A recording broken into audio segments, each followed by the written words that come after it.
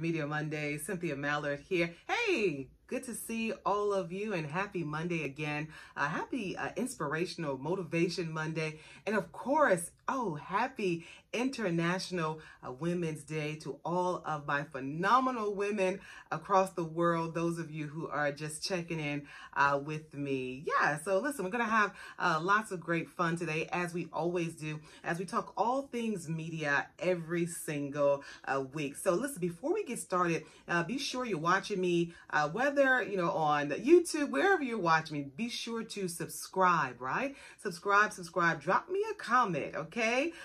Email me, studiosettstage@gmail.com also, okay? I love hearing from you guys. And like I said, every week, we talk about something totally different. We are in the middle of this pandemic, and it's just a great way for me to stay connected to you, you connected to me. We kind of give kind of a pat on the back for each other, okay? So good. So listen, today's Media Mondays, how appropriate, right? Talking about how everyone is literally fawning over the media queen, the media mogul, Oprah Winfrey, right? She's a study in itself, right, for media. So let's talk about just kind of Oprah Winfrey, right? And how amazing this most recent interview was, her interviewing Meghan Markle and her husband Harry, Prince Harry. So did you guys, were you able to catch the interview? And what did you think, literally watching the entire interview, I was just like, you know what? This is what we need to talk about for Media Mondays. And of course, we have touched upon the subject of interviewing, what makes a great interviewer, what makes a great interview piece, right?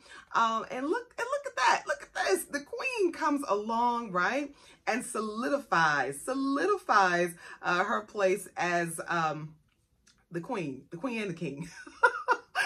In this particular area. So I know many of us, I was talking to a couple of friends, talking to my husband earlier, and I just remember, Oprah, like I say, a media mogul, right? Publishing, television, print, online, the whole nine, right? Just a queen, right? But I remember just coming up, even before I became a reporter or a public service director or any of that in radio or television, I just remember wanting to be just like her. I, like so many other women, actually saw this amazing woman who was leading her ship and doing it flawlessly. She was trailblazing, right? Making her own lane.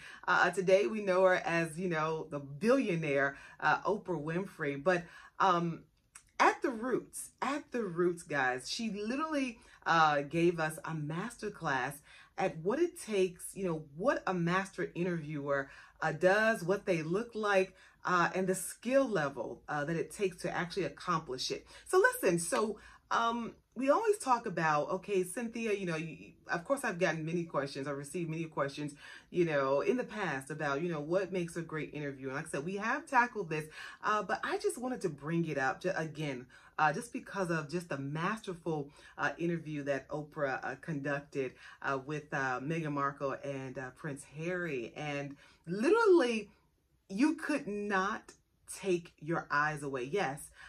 Super heart-wrenching. We know that, right? But for the purpose of Media Mondays, we're just going to stick with Oprah and what she did, right? And how she did it. So one of the best things, like I said, I don't want to draw it out longer than it should be, this Media Mondays. But one of the biggest things, if you watched the interview, and if you didn't, you can go back, you can always go on YouTube or any other places to just catch some of the excerpts. You don't even have to watch the entire interview. But just look at the number one thing that Oprah did to accomplish this amazing interview, for her to capture everything that people wanted to know. The number one thing that she did starts with the L. Does anybody know? She listened. Yeah. She listened. Now, haven't you heard that here on Media Mondays before? Yes, yes, yes. The best interviewers. It doesn't matter even if you're on air or you're not. If you're in your living room, at the grocery store, wherever you are able to ask the amazing questions to get the answers that you want because you are a great listener. Okay, that's just literally what it takes. That's the number one skill that it takes. Just sitting back and listening, not rushing. Not trying to be this superstar questioner or interviewer. You've contrived all of these amazing, awesome questions that make you look absolutely like a journalist at home or wherever you are, so that you could pose those questions to your guests. But you're sitting there and you're listening, and the questions that are coming out of your mouth, it's because you're listening. You're listening to what they said. Maybe they said, I was scared for my life. Maybe your follow-up question is, pause. Why were you scared for your life? They give you the answer, Maybe I was afraid my father would hit me. Maybe the next question is, had he ever hit you before? You're only able to ask those questions when you listen, when you open up your ears and you listen. And listen, I'll be honest with you. In my career, and most journalists, when you first start, like I was talking earlier, yeah, you're thinking you've got your list of questions that you don't want to miss, and some of the questions maybe, they always say there's no such thing as a dumb question. I think when I first started in my career in media, I think I had some pretty dumb questions by my standards. Right now I can look back at some of the questions I used to ask officials, and I was like, Cynthia, they answered the question had I just listened, right? So anyway, so back to Oprah. You also, by listening, you also realize if the person has answered your question or have they dodged your question. Have they moved your question to the side, right? And giving you only what they wanted to give you, right? So Oprah is masterful in that. Yes, yes, we saw that with Meghan Markle and Prince Harry. At some point they would give her the very vague corporate, I like to say corporate answer, the very PR-ish answer. And Oprah would be like, okay, cool. She would go on, right, to another question, but then she would come right back around after listening, but thinking, keeping that question in the back of her mind and realizing that they did not answer her particular question. In that case, improvisation comes in swinging, because if a person is up in arms about a particular question that you ask, maybe you ask them, are you an alcoholic? Are you an alcoholic?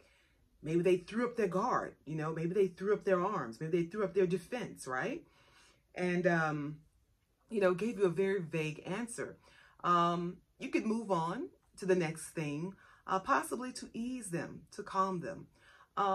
But still remembering, they never answered that question. They never answered the question, were they addicted to alcohol? So, keep it in the back of your mind. Now it's time to improv. How do I improv that particular question to get the answer that I want? I want to know, are they an alcoholic? Maybe the question, on down the interview, a little further into the interview is, did you find yourself drinking every day? It's a little bit softer, right? It's a little bit softer. Possibly the guest is like, yeah, maybe they answered yes. I would wake up every day and I would visit the liquor store, right?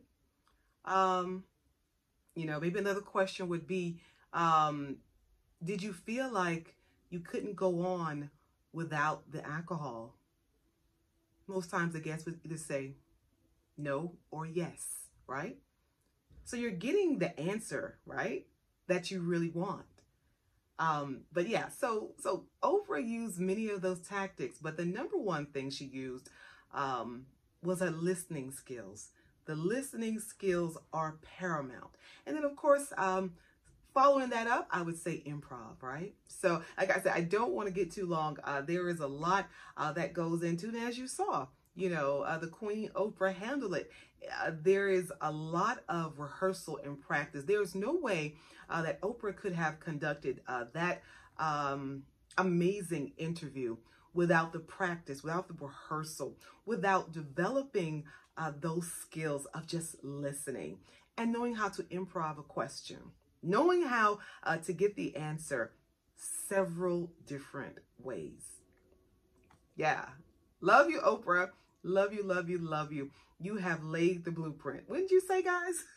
Well, anyway, listen, if you enjoyed that comment, you enjoyed that tip, that tutorial, if it's something that you can actually use and in whatever you're doing, maybe you're not a journalist, maybe you're working in human resources and every day you have to, your responsibility is to get down to the bottom of things.